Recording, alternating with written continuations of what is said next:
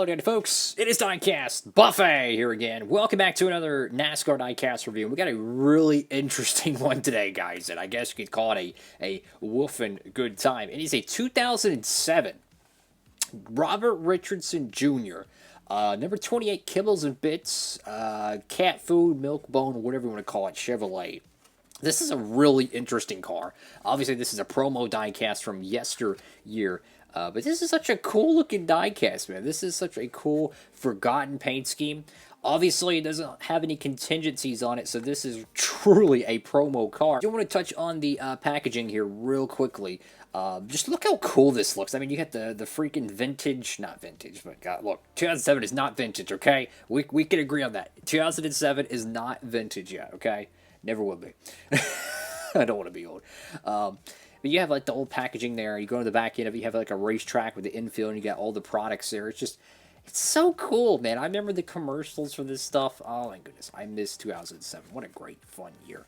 Anyways, let's go ahead and finally get this thing out of the package. Alrighty, folks, here we go. Brand new diecast out of the package here, And, I try not to open up mini diecasts nowadays. I'll be honest with you, I try not to. But this is a car that is actually very common right now. There's a lot of these in circulation, so I really don't feel too bad about opening this one up. But this is such a cool looking diecast. The whole paint scheme, I actually like it. It's so simple, but I could imagine this thing driving at, like, I don't know, Talladega or something on a Saturday afternoon. Final year of the Busch Series in 07. What a really cool looking diecast. So let's go to the hood here. You got Kibbles and Bits. You got the Chevrolet bow tie there. This is a promo mold, so the front end of this car is very similar to how a restrictor plate Gen 4 front end would be. It's much flatter. It's a subtle difference, but it makes all the difference. You got Monte Carlo SS right there. We got the 28 right there on the headlights. Again, no contingencies. This is a true promo car. However, though, if you really wanted to, you could get a bunch of decal sets, and you could really customize this piece. You could put a big contingency panel here. You could cover up that whole pepperoni decal there. That would, be nothing but contingencies. And you can obviously put some on the front here. You could put a Goodyear decal here. Obviously, you could put a name, decal. So, I mean, there's a lot of things you could do to make this car look like a legit car. So, if you're a Busch Series collector and you might be thinking, oh, this is a funky car, you can customize this thing really easily and make it just like all your other Busch Series pieces. It is a really, really cool looking diecast here. Number 28, like the font for that, 9 lives. I got Milk Bone. Who doesn't like a Milk Bone? Get the number 28 right there.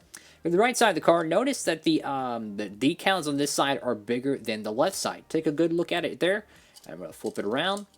And you can tell easily the 9 lives decal is different, but the pepperoni is different too.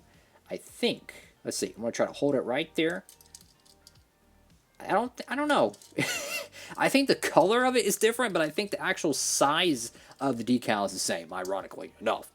But yeah, this is a really interesting diecast. It's one of the most random pieces, and then you have sausages on the deck lid there.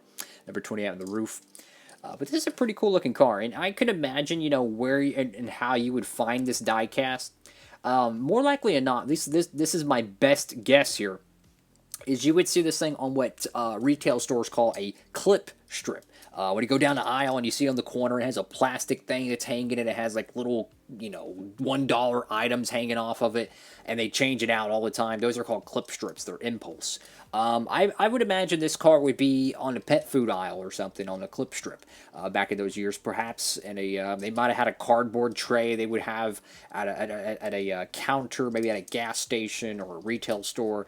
They had these in there. Who knows? These things, more likely than not, some of these were not even distributed. They could have been stuck in a warehouse and someone found them, wholesaled them, sold them, whatever, and now they're kind of distributed out to the market online. But it's certainly a highly recommended car, and it's actually extremely cheap to get this car right now, guys. So like I said, if you're a Busch Series fan, you just like random cars, this would be a great example. But I would recommend you customize it, guys. I would recommend taking some decals, putting a contingency panel here, put the the driver name there.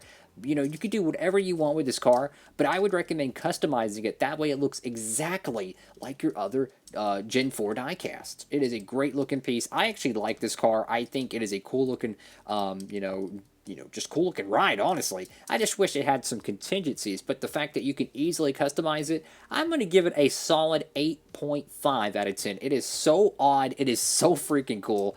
I love it. Thank you all so much for watching the video. If you can, please give it a huge thumbs up. And for your next NASCAR Diecast purchase, make sure to get free shipping with the promo code down below, guys. Diecastbuffet at checkout for Circle B Diecast or Plan B sales. You'll get free shipping, guys. So in the video on this, which one of these is your favorite pet food brand? Kibbles and Bits.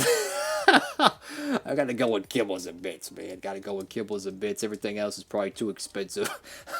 Have a great one, everybody, guys. Diecast Buffet. Sign it off.